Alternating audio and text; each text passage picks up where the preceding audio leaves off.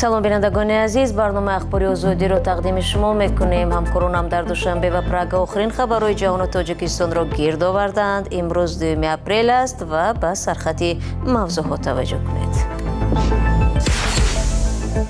мардуми Тоҷикистон интизор доранд ки ҷанг дар Эрон ба зудӣ хотима ёфта, болоравии нархи маводи ниёзи аввалия идома нахоҳад кард. Президенти Амрико низ мегӯяд поёни низоъ наздик аст. ما در 2-3 هفته آینده آنها را با ضربه‌های وزنین مواجه می‌کنیم. روحانی که در قزاقستان همسرش را به شاگردش به شوهر داد، از سوی مقامات انتظامی جزا گرفت.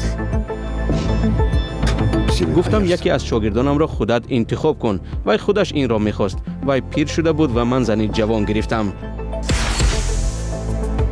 کی و کی توج فروریخته شهر خوجند را تعمیر میکند. مجمع جشنی که با خرج 37 میلیون سومانی بنیاد شده بود در مدت کوتاه فرو ریخته است. گذاشتیم انا همون یک به طرح هم زبانوی و هم ملی بود باید شد خواسته شد. سازمان ملل متحد گزارش می‌دهد که جنگ در خاورمیانه و محدود شدن انتقال مواد سوخت توسط گلوگوی هرمز به اقتصاد جهانی تأثیر منفی می‌گذارد.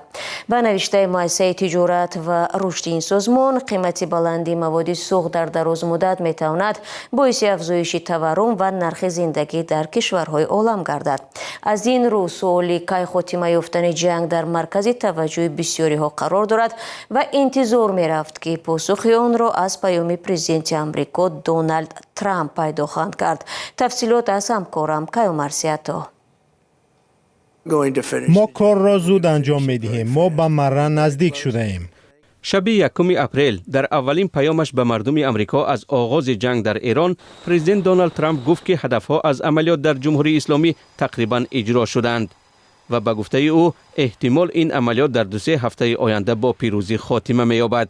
ترامپ اشاره کرد که اگر در مذاکرات رهبران ایران شرطهای آمریکا را قبول نکنند، امکان دارد که حمله‌های ایالات متحده بیشتر شوند. ما در 2-3 هفته آینده آنها را با ضربه‌های وزنین مواجه می‌کنیم. رئیس جمهور آمریکا اعتراف کرد که نرخ سوزشواری بالا رفته است، ولی به قول او این نتیجه حمله‌های ایران به کشتی‌های تجارتی و کشورهای همسایه است که دیر ادامه نخواهد کرد.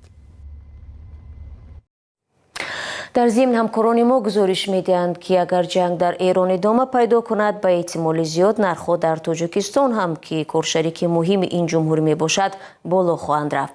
موضوع را علیشیر ظریفی و شهلای عبدالله پیگیری کردند.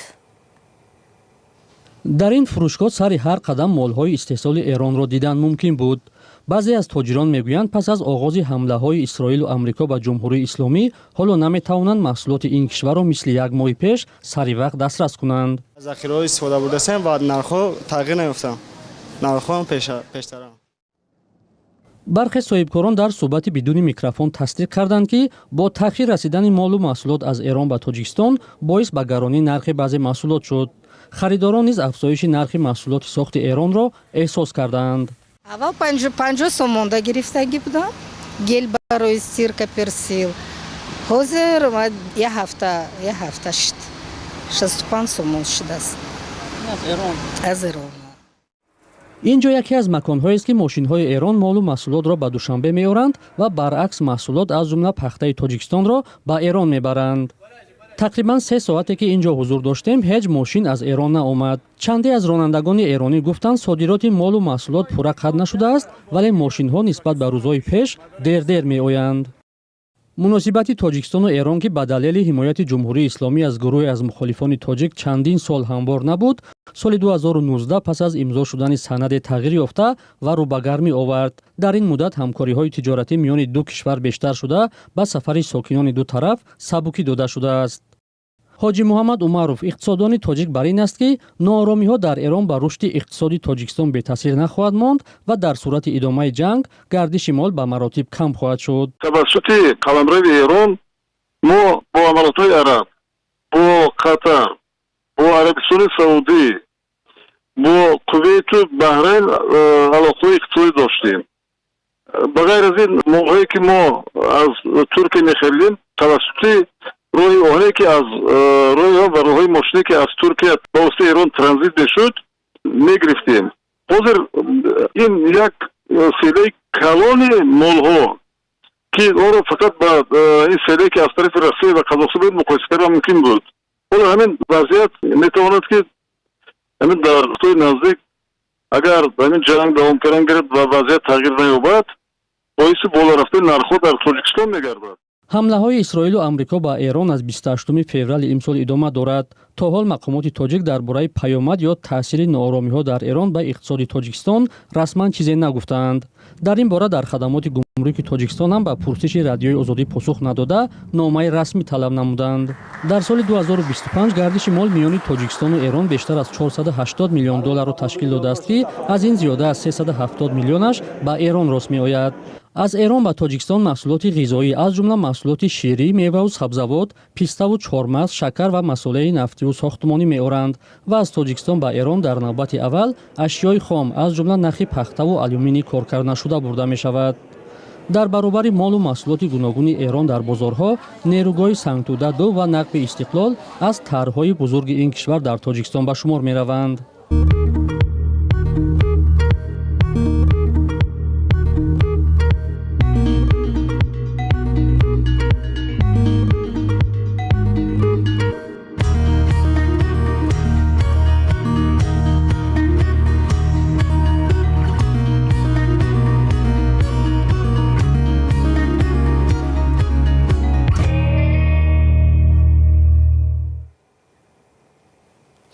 جسد دو زن جوان و یک کودک 6 ساله را که شب 2 اپریل در خانه‌شان در شهر کلوب کشته شدند به خاک سپردند. سبب کشتار معلوم نیست. حادثه در محله 8 کلوب رخ داده. یک نفر با گمان قتل این 3 عضو خانواده بازداشت شده است.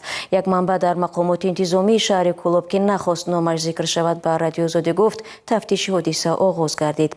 همصحبت دیگری ما در مقامات انتظامی گفت در بدن خواهران زهرا قربانوی 28 ساله و تهمینه شاه محمد 20 ساله که حامله بوده است 5 ضرب کورد را دیدند. به قبل او ابوبکر قربانوف پسر 6 ساله تهمینه از 2 ضرب کورد زخمی شده دیرتر در بیمارستان شهر جان باخته است.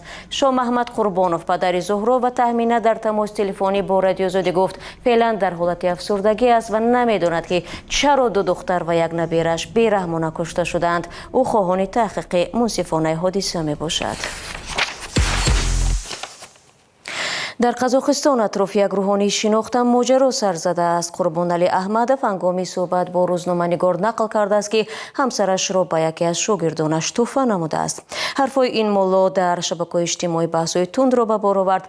مقامات او را به نقض قانون دین متهم و جریمه بندی کردند، اما در برابر او روزنامه‌نگار را نیز جزا دادند. چون این برخورد بین همکسبان و حقوق‌شناسان سوال‌های زیادی را به وجود آورد. همکارم میرزانبی خالقزاد موضوع را ادامه می‌دهد. مصاحبه قربانعلی احمدов روحانی معروف صوفی در قزاقستان با روزنامه‌نگار جنر بیسمیز بحث برانگیخت و در 2.5 ساعت به سوالهای زیادی از جمله درباره خدا، ترس از مرگ، جریان‌های نوپریای مذهبی و رئیس جمهوری سابق قزاقستان نورسلطان نظربایف حرف زد. اما دقت بینندگان را این پارچه کوتاه صحبت روحانی به خود کشید. او گفت که بس است، من از تو جدا می شوم و شوهر می کنم. خلاصه به خشم آمده بود. من به او گفتم تو بی عقل هستی، من خودم برایت شوهر می یابم. در نهایت من او را به یکی از شاگردان خوبم به شوهر دادم. گفتم یکی از شاگردانم را خودت انتخاب کن. وی خودش این را می خواست. وی پیر شده بود و من زنی جوان گرفتم.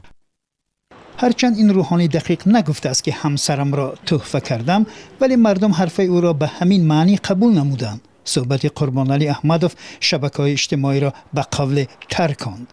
پرودیوسر یا کارگردان شناخته در قزاقستان بیان مقصد قیزی یکی از اولین ها شده با نشر چند شرح خشم خود را بیان کرد و اندیشه های روحانی قربانعلی احمدov را عصر میانگی و برای جامعه معاصر خطرناک نامید. پس از این پلیس مجبور شد که واکنش نشان دهد. معین کرده شد که در رفت صحبت اظهارات خلاف طلبات قانونگذاری جمهوری قزاقستان به شاگردش دادن یکی از همسران همچنین دایر به مسئله هایی که می توانند به شعور مردم و ثبات بین دین‌های مختلف تأثیر منفی رسانند دخل نمودند.